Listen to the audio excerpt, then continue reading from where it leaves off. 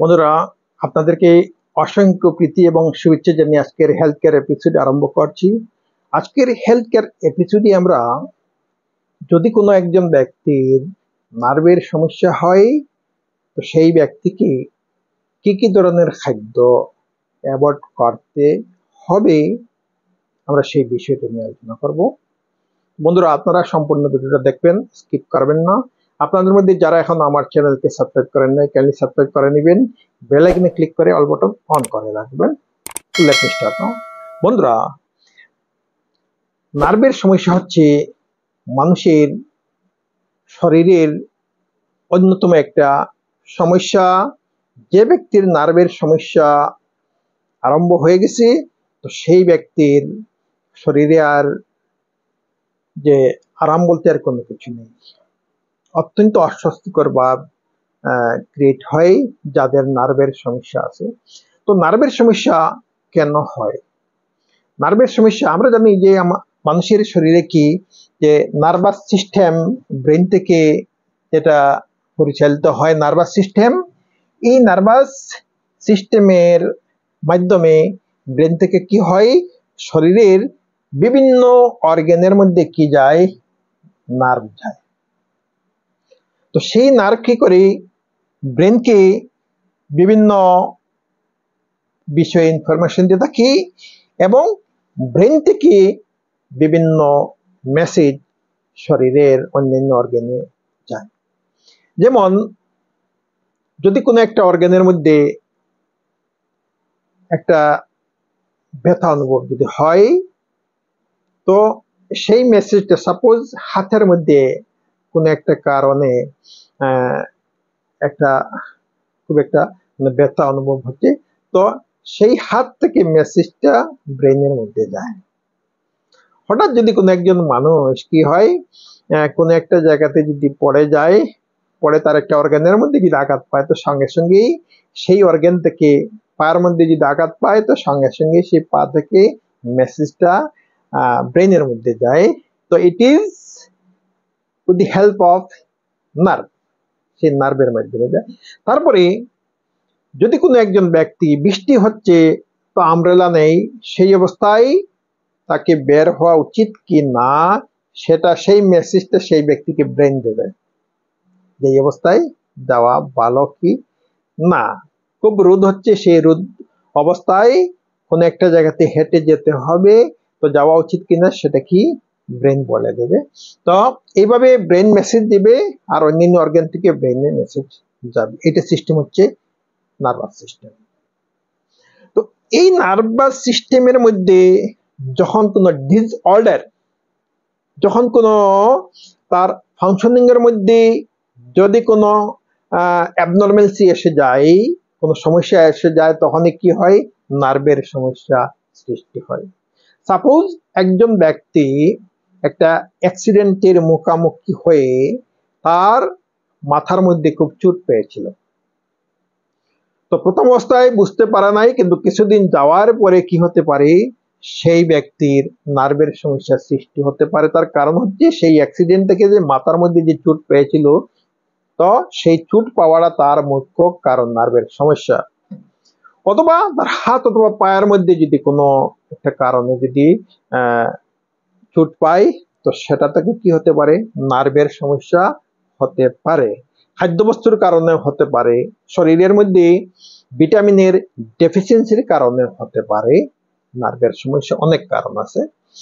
তো যখন মানুষের শরীরে নার্ভের সমস্যা সৃষ্টি হয়, তো বিভিন্ন ধরনের, তখন মানুষের কি হয়, তো অস্বস্তিকর ভাব সৃষ্টি হয়। মানুষের হাতের মধ্যে কি হতে পারে, তো সেন্স কমে যেতে পারে, হাত দিয়ে মানুষ ঠিক মতো কোনো কাজ নাও করতে পারে, হাতের মধ্যে জিনজিন ভাব, হাত দিয়ে কোনো একটা বস্তু ভালো করে ধরতে পারবে না। সাপোজ এক গ্লাস জল যদি তুলতে হয়, ভালোভাবে সে এক গ্লাস জলও তুলতে পারবে না, এই অবস্থার সৃষ্টি হয়। তো হাতের মধ্যে কি থাকে না, সেন্সেশন থাকে না, তো হাত নর্মাল অবস্থায় আগের মতো আর কাজ করতে পারে না। তো এইভাবে পায়ের মধ্যে হতে পারে, তো জিনজিন ভাব, পাও মাটির মধ্যে রাখলে ব্যথা অনুভূত হয়, তো পাও ঠিক মতো কাজ করে না, হাঁটা চলাফেরা যায় না। তো অস্বস্তি ভাব করে। এইভাবে কি হতে পারে, কোমরের মধ্যেও ব্যথা অনুভূত হতে পারে। যদি নার্ভের প্রবলেম হয় তো কোমরের পেছন দিকে ব্যথা অনুভূত হতে পারে। মানুষের মাথার মধ্যেও খুব ব্যথা অনুভূত হতে পারে, মাথার পিছন দিকেও তো কি শোল্ডারের মধ্যেও কি ব্যথা অনুভূত হতে পারে। তো এইভাবে নার্ভের সমস্যা যদি হয়, মানুষের বিভিন্ন অর্গানের সমস্যার সৃষ্টি হতে পারে, বা এমন হতে পারে সমস্ত বডিতে কি ব্যথা। তো এই ধরনের যদি সমস্যা হয় কোনো একজন ব্যক্তির, তো সেই ব্যক্তিকে কি করতে হবে, নিউরো স্পেশালিস্ট কি হতে হবে, পরামর্শ নিতে হবে নিউরো স্পেশালিস্ট। তো এই ব্যাপারে তো যে কোনো ডাক্তারের কাছে যাওয়া ঠিক নাই। তো it will be better to take the suggestion of a neuro স্পেশালিস্টের তো সাজেশন নিতে হবে। তো কিছু আছে যে এমন ধরনের কিছু খাদ্য আছে যেগুলা যদি সেই ব্যক্তি কি করে, রেগুলার যদি ভোগ করতে থাকে, তো তার সেই নার্ভের সমস্যা যতই মেডিসিন বা ডাক্তারের পরামর্শ যতই নিতে থাকুক, কিন্তু তার সমস্যাটা কমবে না, বরং বাড়তে থাকবে। কিছু খাদ্য আছে তো যেগুলা খেলে কি নার্ভের সমস্যা কিছুটা কমতে থাকবে। তো আজকে আমরা সেই ধরনের কিছু খাদ্য নিয়ে আলোচনা করব, যে ধরনের খাদ্য একজন নার্ভের পেশেন্ট যদি রেগুলার নিতে থাকে, তো তার নার্ভের সমস্যা কমবে না, বরং কি হবে, বাড়তে থাকবে। তো এই খাদ্যগুলোর মধ্যে প্রথম যে খাদ্য হচ্ছে সেটা হচ্ছে যে ফুডস উইথ হাই সুগার। যে সকল খাদ্যের মধ্যে কি আছে, সুগারের পরিমাণটা বেশি আছে, তো সেই খাদ্য একজন নার্ভের পেশেন্ট নিতে পারবে না। মাঝে মধ্যে হয়তো খেতে পারবে, কিন্তু রেগুলার খেতে পারবে না। সাপোজ সুগারি ড্রিঙ্কস, কোন ড্রিঙ্কসের মধ্যে সুগারের পরিমাণটা বেশি, তারপরে বিভিন্ন ধরনের সুইট প্রোডাক্টস আছে যেগুলোর মধ্যে সুইট বেশি, মিঠার পরিমাণটা বেশি, তো এই ধরনের খাদ্য সেই ব্যক্তি গ্রহণ করতে পারবে না।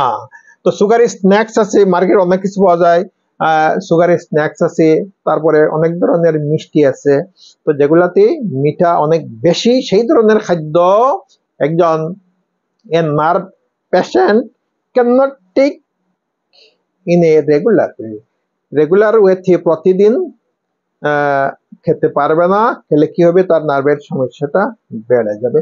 তারপরে যে খাদ্য সেটা হচ্ছে তো ফ্রাইড ফ্রুটস। তো ফ্রাইড যে সমস্ত ফ্রুট, অর্থাৎ বেশি বাজার যে সমস্ত খাদ্য, বেশি তেলের মধ্যে বাজার যে সমস্ত খাদ্য, অথবা যে বেশি আগুন দিয়ে বাজার যে সমস্ত খাদ্য, সেই সমস্ত খাদ্য একজন নার্ভের পেশেন্ট নিতে পারবে না। যেমন ফাস্টফুড বেশি তেল দিয়ে ভাজা হয়, তারপরে আগুনে বেশি আগুন দ্বারা কি করা হয়, সেটা ভাজা হয়। তো এই ধরনের ফাস্টফুড অথবা ফ্রাইড ফুড একজন নার্ভের পেশেন্ট খেতে পারবে না। তো এই ধরনের খাদ্যের মধ্যে কি থাকে, তো প্রোটিন থাকে না, ভিটামিন থাকে না, বরং কি থাকে, এই ধরনের খাদ্য খাওয়ার পরে সেই ব্যক্তির কি হতে পারে, কনস্টিপেশনের সমস্যা হতে পারে, ইনডাইজেশনের সমস্যা হতে পারে। তো এই জন্য একজন নার্ভের পেশেন্ট সে ফ্রাইড ফুড কোন অবস্থায় রেগুলার খেতে পারবে না। তারপরে যেটা সেটা হচ্ছে যে তো ময়দা দিয়ে তৈরি করা খাদ্য, তো একজন নার্ভের পেশেন্ট রেগুলার ময়দা দিয়ে তৈরি খাদ্য খেতে পারবে না। যেমন এর মধ্যে উল্লেখযোগ্য হচ্ছে তো হোয়াইট ব্রেড, তারপরে পিৎজা, ক্র্যাকার্স, বিভিন্ন ধরনের স্ন্যাক্স। তো এই ধরনের খাদ্য একজন নার্ভের পেশেন্ট খেতে পারবে না। যদি খাই তো তার শরীরের মধ্যে বিভিন্ন ধরনের ভিটামিন ডেফিসিয়েন্সি দেখা দিবে। তো বিশেষ করে ভিটামিন বি ডেফিসিয়েন্সি, যেমন B1, B6, B12, এগুলার ডেফিসিয়েন্সি দেখা দিবে, তখন তার নার্ভের সমস্যাটা বৃদ্ধি পাবে। তারপরে একজন নার্ভের পেশেন্ট অ্যালকোহল রেগুলার অ্যালকোহল সেবন করতে পারবে না, কোনো অবস্থায় না। যদি নার্ভের পেশেন্ট বেশি করে এবং রেগুলার যদি অ্যালকোহল সেবন করে, তার নার্ভের সমস্যা যতই মেডিসিন খেতে থাকুক না কেন, যতই ডাক্তারের পরামর্শ নিতে থাকুক না কেন, কিন্তু কি হবে না, সেটা কিওর হবে না, বা নার্ভের সমস্যা থেকে রিলিফও পাবে না। সুতরাং যদি কোনো একজন ব্যক্তির নার্ভের সমস্যা থাকে, তো he will have to avoid the habit of taking alcohol in a regular way, তাকে রেগুলার ওয়েতে ডেইলি অ্যালকোহল সেবন থেকে তাকে কি করতে হবে, বিরত থাকতে হবে। Otherwise his problem will go up, তার সেটা কি হবে, বাড়তে থাকবে। তো তারপরে যেটা, সেটা হচ্ছে ক্যাফিন। ক্যাফিন এক ধরনের মেডিসিন, তো বিভিন্ন কারণে সেবন করা হয়। তো বিশেষ করে যে সকল ব্যক্তির ইউরিনের মধ্যে সমস্যা, অর্থাৎ ইউরিন কম হয়, প্রস্রাব খুব কম হয়, সেই প্রস্রাব রেগুলার হওয়ার জন্য এই মেডিসিনটা খাওয়া হয়, ক্যাফিন। তো এই ধরনের ক্যাফিন যে মেডিসিন একজন নার্ভের পেশেন্ট রেগুলার খেতে পারবে না। যদি রেগুলার খায় তো কি হবে, তার পেইনটা বৃদ্ধি পাবে শরীরের মধ্যে, তো অস্বস্তিকর ভাবটা বৃদ্ধি পাবে। এই জন্য একজন নার্ভের পেশেন্ট ক্যাফিন খেতে পারবে না। তো বন্ধুরা, এখানে যে কয়েকটা খাদ্যের কথা উল্লেখ করা হলো, তার সঙ্গে সম্পর্কিত আরো অনেক খাদ্য আছে। তো যাদের নার্ভের সমস্যা আছে, তো সেই ধরনের ব্যক্তিকে কি করতে হবে, সতর্ক হতে হবে, সেই ধরনের খাদ্য থেকে বিরত থাকতে হবে। বন্ধুরা, আজকের ভিডিওটা ভালো লাগলে আপনারা লাইক করবেন। আপনাদের মধ্যে যারা এখন আমার চ্যানেলকে সাবস্ক্রাইব করেন নাই, কাইন্ডলি সাবস্ক্রাইব করে নেবেন, বেল আইকন ক্লিক করে অল বাটন অন করে রাখবেন। তো আজ এই পর্যন্ত, থ্যাংক ইউ সো মাচ।